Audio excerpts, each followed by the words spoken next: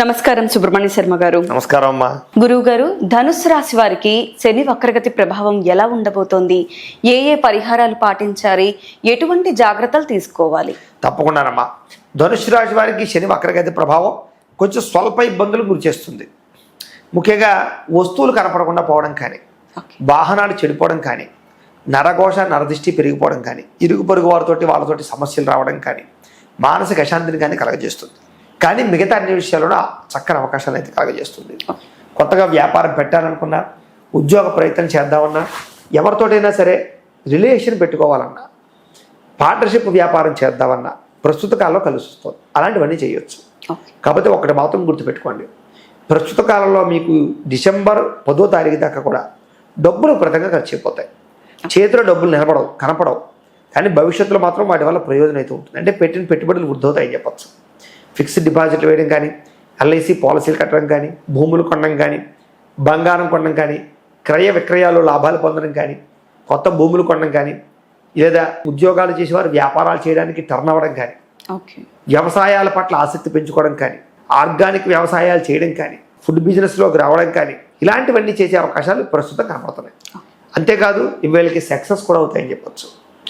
అందానికి రిలేటెడ్గా కాస్మోటిక్స్కి సంబంధించినటువంటివి, చీరలు, బట్టలు, నగలు, అలంకారం వస్తువులు, ఫ్యాన్సీ సామాగ్రి ఇవి అమ్మేటటువంటి వాళ్ళందరికీ దశ తిరిగే కాలంగా ప్రస్తుతం రాబోతుందని చెప్పచ్చు.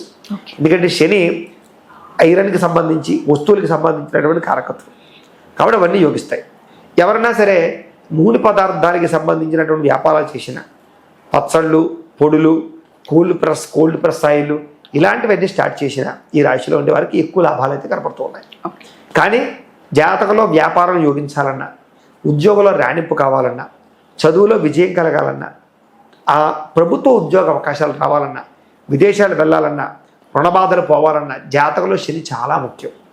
కాబట్టి అసలు మీ జాతకంలో శని ఎక్కడ ఉన్నాడో తెలుసుకోండి. మాకు ఫోన్ చేసి date of birth, time, place of birth, పేరు ఇస్తే మేము జాతకం వేసి చక్రం వేసి శని మీకు ఎక్కడున్నాడు, వీటి వల్ల మీకు ఎటువంటి యోగాన్ని ఇస్తున్నాడు, అది ఎంత తొందరగా ఇస్తాడు లేదా ఆలస్యంగా ఇస్తున్నాడా, దీన్ని మనం ఎలా మలుచుకుని మనం లాభాన్ని పొందాలి అని చెప్తాం.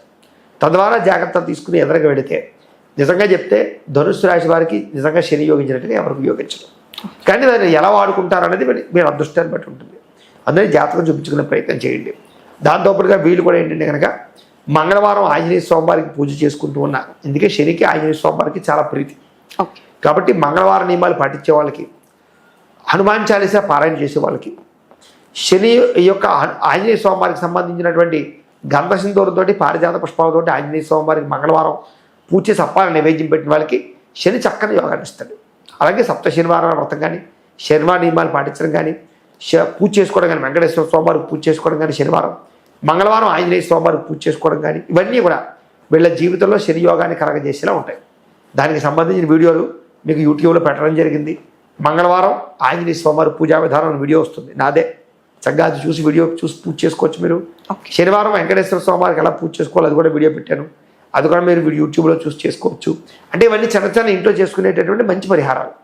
వీటి వల్ల కూడా మీ జీవితంలో శని యోగించి చక్కని యోగాన్ని ఇచ్చి బ్రహ్మాండమైనటువంటి స్థాయికి తీసుకెళ్తారు. కాబట్టి ధనుసు రాశి వారు చక్కగా ఉపయోగించుకునే ప్రయత్నం చేయండి. ద్వాదశ రాశుల వారికి శని వక్రగతి ప్రభావం ఎలా ఉంటుందో, ఏ ఏ పరిహారాలు పాటించాలి, ఎటువంటి జాగ్రత్తలు తీసుకోవాలనేది చక్కగా వివరించారు. ధన్యవాదాలు. నమస్కారం.